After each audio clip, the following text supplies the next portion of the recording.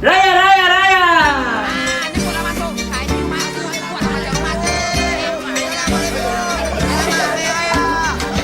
Raya pertama dengan keluarga. Ayah bunda maafi pinta, adik-adik senyum selam Kalau ada, duit tak ada. Raya kedua dengan saudara, pada mana menembak muda, Yang tua bersembang kisah lama. yang muda nada ada. Raya ketiga ke rumah kawan. Kawan bekas murid satu tingkatan, jangan bayangkan Biar macam pasar ikan. Minggu berhari raya, kunjung mengunjung rumah terbuka. Jalikan kasih bersama, kita lupakan saja sengketa lama.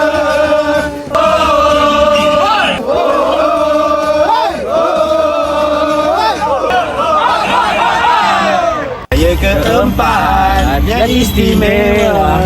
ke rumah Intan, pujaan tuna tiba di halaman hatiku hampa sabar menuju raya. Jom kita balik. Raya kelima diajak teman.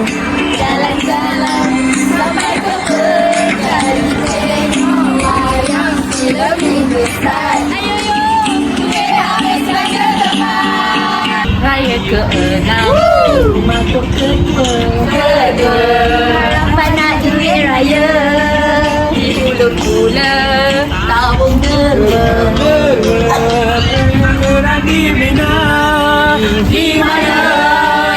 Seminggu berhari raya, kunjung mengunjung rumah terbuka. Hoi, Salinkan kasih sesama, kita lupakan saja sengketa lama.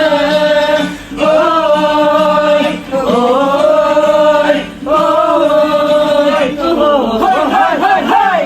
Raya ketujuh berehat saja. Esok puasa 6 pula. Habis puasa, sambung beraya. Yo, sebagai kawan masih ada. Minggu berhari raya, kunjung mengunjung rumah terbuka. Oi, Salinkan kasih sesama, kita lupakan saja sengketa lama.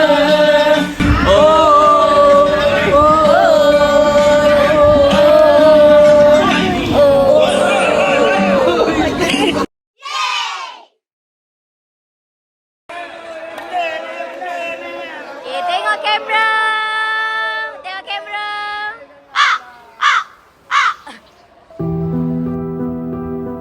Assalamualaikum warahmatullahi wabarakatuh dan selamat sejahtera. Dalam kita mula bergembira untuk menyambut Syawal yang bakal tiba, jangan dilupa pada insan-insan yang sedang berduka lara. Baru-baru ini, di Johor Darul Takzim telah dilanda musibah banjir. Ada di antara guru-guru, AKP dan murid-murid yang terkesan dengan ujian ini. Saya dan seluruh warga SK Taman Damansara Alif turut merasa berduka cita atas ujian yang melanda ini. Marilah kita sama-sama mendoakan agar insan-insan yang diuji ini terus diberi kesabaran, ketabahan dan kekuatan dalam ujian ini, insya-Allah. Semoga dipermudahkan segala urusan.